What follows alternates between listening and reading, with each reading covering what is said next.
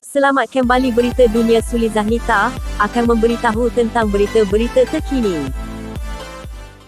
Malaysia terkenal dengan sektor pertanian sekitar awal abad ke-21. Malangnya, tahap kebergantungan tinggi terhadap aktiviti import terutama dalam sektor pertanian menyebabkan negara berhadapan krisis kekurangan bekalan makanan. Pakar ekonomi mengaitkan krisis bekalan makanan sedang berlaku kini dengan 3P, iaitu pandemik COVID-19, perubahan iklim dan perang konflik di Ukraine. Tekanan geopolitik antara Rusia dengan Ukraine mendatangkan impak cukup besar kepada sistem bekalan pertanian global kerana kedua-duanya pengeksport utama beberapa sumber makanan asas. Berdasarkan data Balai Cerap Kerumitan Ekonomi OEC, Ukraine mengeksport $201 juta, $885 juta pada 2020 dengan produk pengeluaran utama adalah gandum, iaitu $72.3 juta, $318 juta. Hubungan bilateral antara Malaysia dengan Ukraine terjalin sejak 1992 menjadikan kedua-dua negara saling bergantung terutama dalam ekspor-import. Konflik di negara itu secara langsung dan tidak langsung mengganggu aliran aktiviti import-ekspor yang memberi kesan kepada rantaian bekalan makanan negara. Semakin hari, sumber bahan makanan asas seperti ayam, roti dan telur terhad kerana bekalan gandum tidak mencukupi dari negara pengeluar seperti Ukraine, Amerika Syarikat AS dan India. Ini memberi kesan kepada kenaikan harga barangan dan peningkatan kadar inflasi. Di rantau Asia Tenggara, isu kekurangan jaminan makanan sering berlaku berpunca kurangnya sumbangan bekalan dari negara anggota ASEAN dalam sektor pertanian. Indeks Keselamatan Makanan Global 2021, GFSI 2021 menunjukkan hanya 2 negara anggota ASEAN berada pada kedudukan 50 teratas negara mempunyai tahap keselamatan makanan tertinggi. Indeks diterbitkan Unit Perisikan Ekonomi EIU, ini menunjukkan Singapura dan Malaysia masing-masing berada di tangga ke-15 dan 39. Kedudukan ini mengambil kira sistem rantaian dan faktor lain membabitkan bekalan berdasarkan konsep keselamatan makanan seperti diperkenalkan Pertubuhan Makanan dan Pertanian FAO, Pertubuhan Bangsa-Bangsa Bersatu PBB, menerusi Sidang Kemuncak Makanan Dunia 1996. Dasar Agromakanan Negara 2021 hingga 2030 dan 2.0 menggariskan usaha Malaysia dalam memajukan industri agromakanan dengan mengetengahkan pemodenan teknologi bagi melestarikan jaminan bekalan makanan di seluruh negara. Revolusi Perindustrian 4.0 IR, langkah ke hadapan merevolusikan penggunaan teknologi canggih bagi meningkatkan tahap keberkesanan dan ketersediaan sektor agromakanan negara.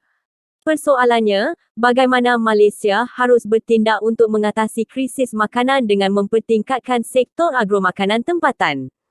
Krisis bekalan makanan melanda dunia menunjukkan sudah tiba masanya isu ini diberi perhatian serius pihak bertanggungjawab bagi menjamin setiap rakyat mempunyai akses kepada makanan mencukupi pada bila-bila masa demi kehidupan sihat. Pemberhentian permit kelulusan AP bagi ekspor barangan makanan tertentu diumumkan Perdana Menteri baru-baru ini adalah langkah segera memastikan bekalan domestik mencukupi dan menangani kenaikan harga barang makanan boleh menjurus kepada peningkatan inflasi. Langkah itu sewajarnya disusuli tindakan jangka sederhana dan panjang lebih berkesan untuk memastikan lebihan bekalan di pasaran stabil kepada pengguna. Dalam kes Malaysia, ketiadaan jaminan makanan mencetuskan kebimbangan rakyat, terutama kepada golongan rentan berpendapatan rendah B40 dan sederhana M40. Ini disebabkan kesannya akan dirasai ketara pada harga makanan ruji seperti beras, ayam dan telur terutama apabila harga barangan makanan semakin meningkat selepas tempoh perayaan. Berdasarkan laporan harga purata terkini peringkat runcit komoditi harian dikeluarkan Lembaga Pemasaran Pertanian Persekutuan FAMA, harga runcit bagi ayam proses sekilogram antara RM8.90 hingga RM12 pada 7 Jun. Lalu, harga ini masih berada pada paras tinggi walaupun kerajaan menetapkan head ceiling ayam RM8.50 sekilogram bermula 1 Jun. Pengerusi Majlis Pemulihan Negara MPN, Tan Sri Muhyiddin Yassin pada mesyuarat majlis itu bulan lepas, mencadangkan kerajaan mengaktifkan semula peranan Majlis Khas Keselamatan Makanan dan Pemakanan MKMPK yang sebelum ini berfungsi menangani krisis makanan negara. Pengaktifan semula itu akan membolehkan kerajaan mempertingkatkan pengeluaran makanan lebih sistematik dalam bertindak balas terhadap gangguan rantaian dan bekalan makanan global. Peruntukan rancangan makanan tambahan RMT di sekolah diberikan kepada murid daripada keluarga di bawah paras garis kemiskinan PGK nasional dengan pendapatan isi rumah RM1,169 perlu ditingkatkan supaya mereka dapat menikmati makanan berkhasiat. Strategi utama perlu difokuskan untuk melestarikan jaminan makanan adalah meningkatkan pelaburan dalam bidang penyelidikan dan pembangunan R&D. Ini bertujuan merevolusikan industri pertanian negara seperti berjaya dilaksanakan Thailand, Vietnam, China dan Poland, langkah mengatasi isu kemiskinan dan keselamatan makanan di negara berkenaan.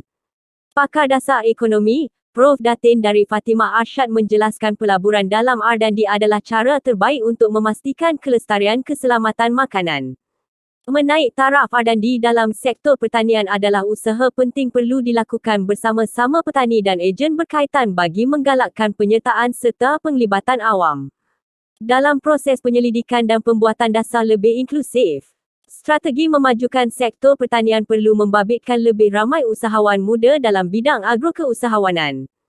Keusahawanan berasaskan pertanian ini sudah lama diperkenalkan bagi memenuhi hasrat negara untuk memajukan sektor pertanian sebagai penyumbang utama kepada pertumbuhan ekonomi negara. Menurut statistik Lembaga Kemajuan Pertanian Muda pada 2021, purata umur petani di negara ini ialah 60 tahun, manakala hanya 15% ahli Lembaga Pertubuhan Peladang LPP berumur di bawah 40 tahun. Trend ini amat membimbangkan kerana sektor pertanian masih didominasi petani berusia. Apa akan jadi kepada masa depan sektor pertanian dalam tempoh 10 tahun akan datang dengan penyertaan petani muda amat rendah ini? Apakah Malaysia hendak menyerahkan masa depan sektor ini kepada pekerja asing yang kini sedang menguasai 30% tenaga kerja seperti dilaporkan dalam kajian Institut Penyelidikan Khazanah KRI pada 2020?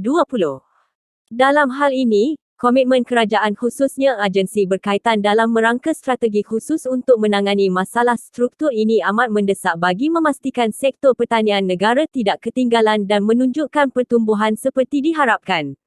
Galakan berterusan dan sokongan bantuan sama ada dalam bentuk kewangan, infrastruktur maupun latihan kepada belia menceburi bidang agro-keusahawanan berupaya mentransformasikan sektor dan industri ini kepada pertanian moden berasaskan teknologi tinggi yang mampu melipat gandakan tahap pengeluaran makanan tempatan. Pepatah Melayu menyebut, jika tidak dipecahkan ruyung manakan dapat sagunya. Kesungguhan kerajaan dan pihak berkaitan selaku pemegang taruh menangani krisis bekalan makanan melalui pelaksanaan pelbagai strategi berkesan akan menyelamatkan Malaysia daripada dibelenggu masalah sama. Terima kasih yang sudah menonton video. Sulizah Nitah, jangan lupa subscribe, like, komen dan share. Bye-bye.